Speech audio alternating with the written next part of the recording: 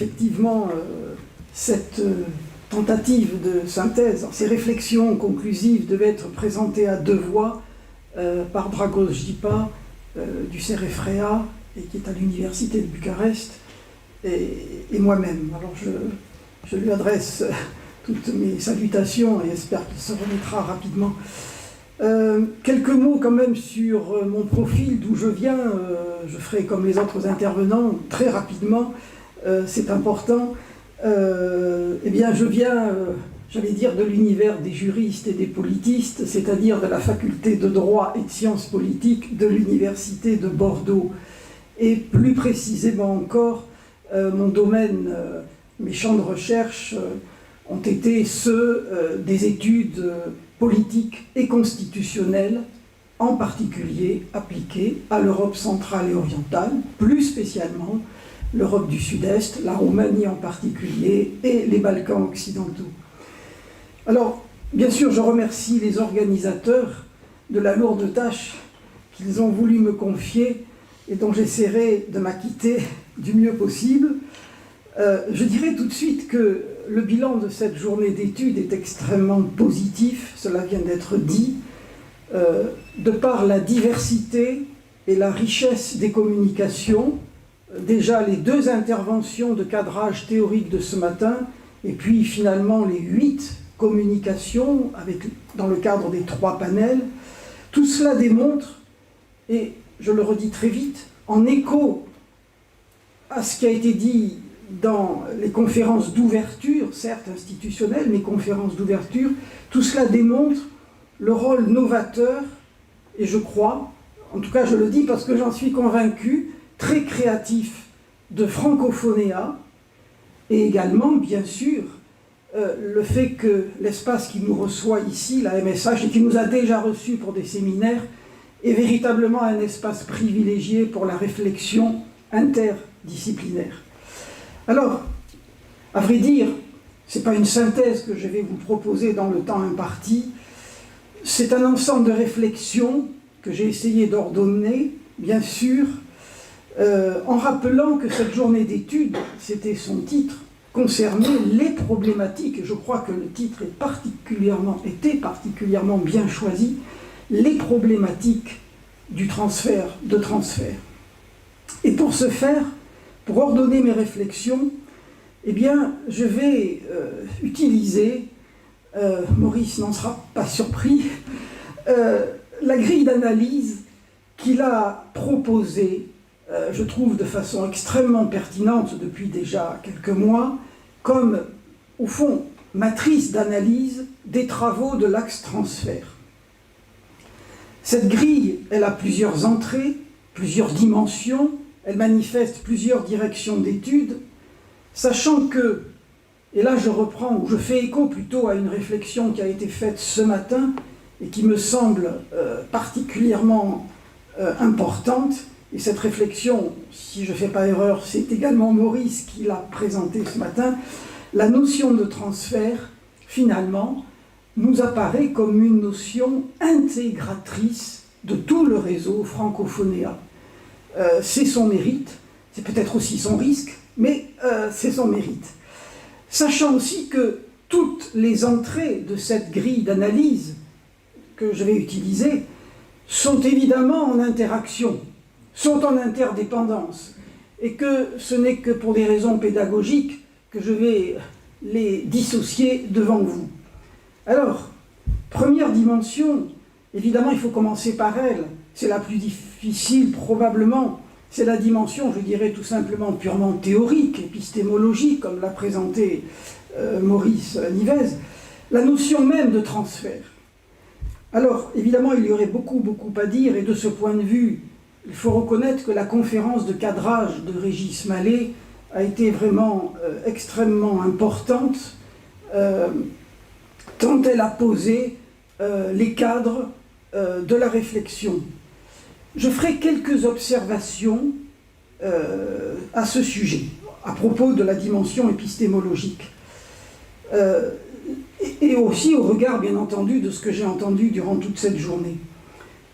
L'approche de la notion de transfert et par conséquent, la tentative de définition de la notion de transfert dépend, c'est sans doute une évidence que je vais réaffirmer ici, mais il y a des évidences qu'il faut rappeler, dépend, me semble-t-il, très lourdement du domaine, du champ disciplinaire d'où elle émane.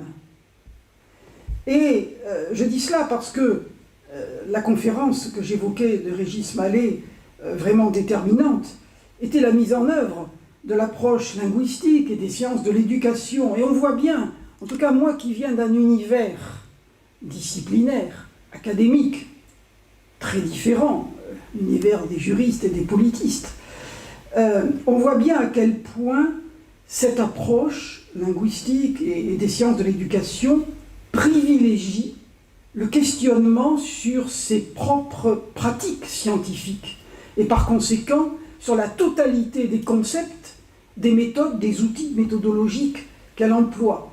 Peut-être, je ne sais pas, je hasarde cette remarque, je n'en suis pas forcément convaincu, peut-être plus que dans d'autres domaines.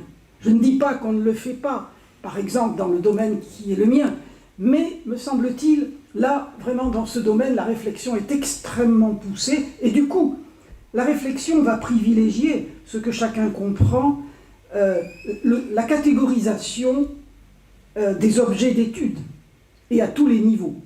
Et il est vrai que la catégorisation, ça fait partie de la démarche scientifique, on le sait bien.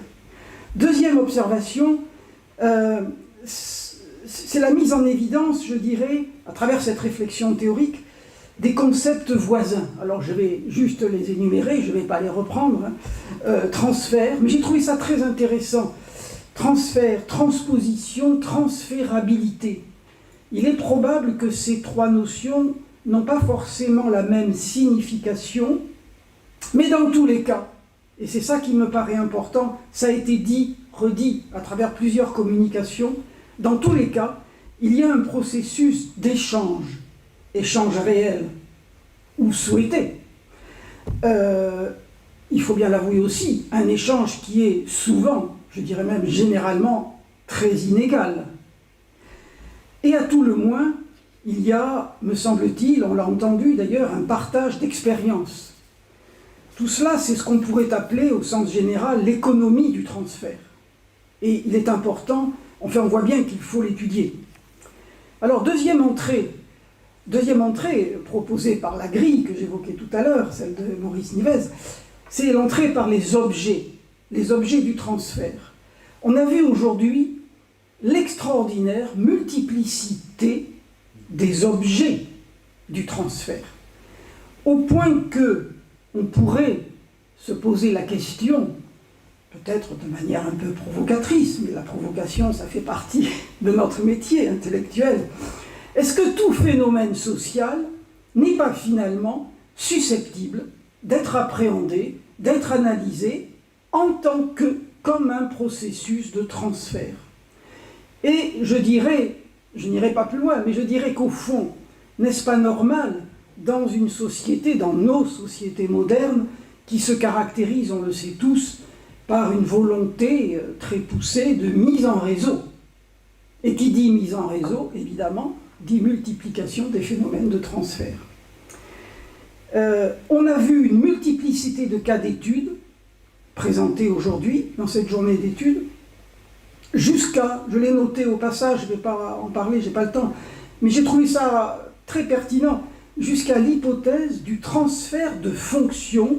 C'était, me semble-t-il, le nom m'échappe, mais dans la communication sur les littératures francophones. Voilà, merci. Et je trouve que là aussi, c'est intéressant comme hypothèse.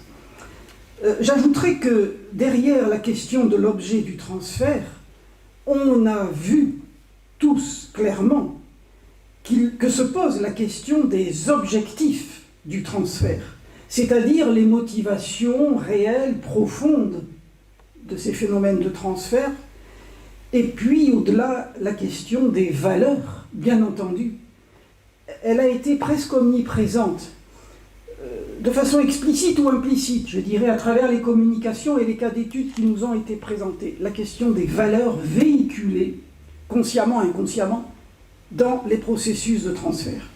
Troisième entrée, l'entrée par les acteurs, ou les entités, c'est peut-être plus juste de parler des entités du transfert.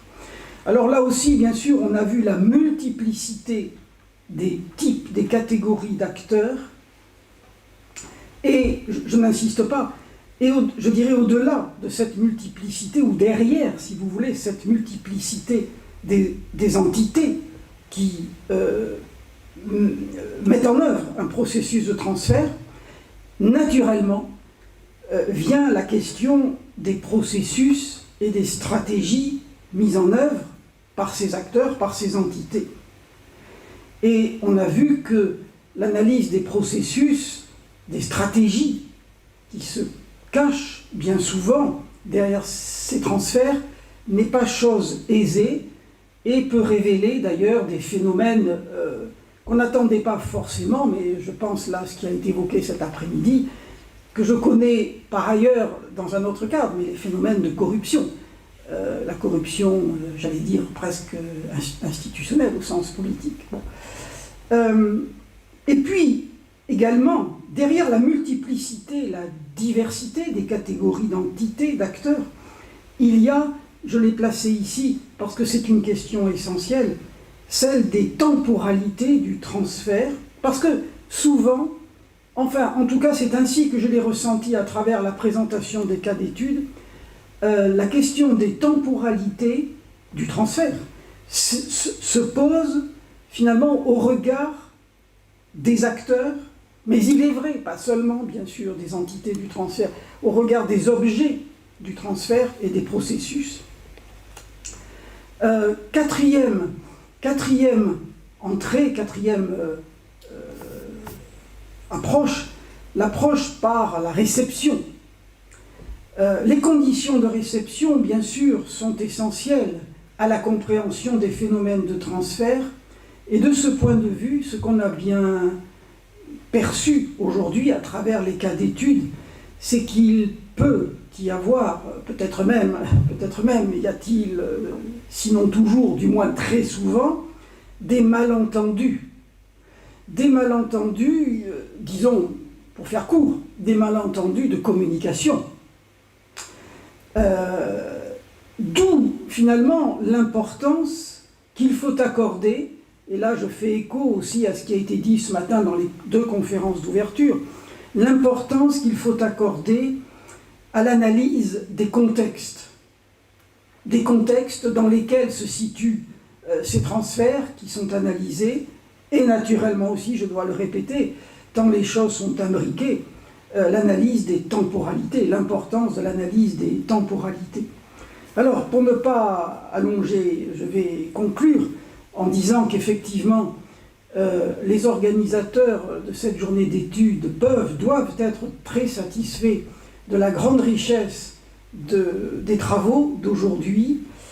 Et comme le disait Florine Tourcanou tout à l'heure, ils augurent bien, enfin je veux dire tous ces travaux augurent bien du colloque qui aura lieu en fin d'année 2023 au CEREFREA à Bucarest, en partenariat bien sûr avec Francophonéa.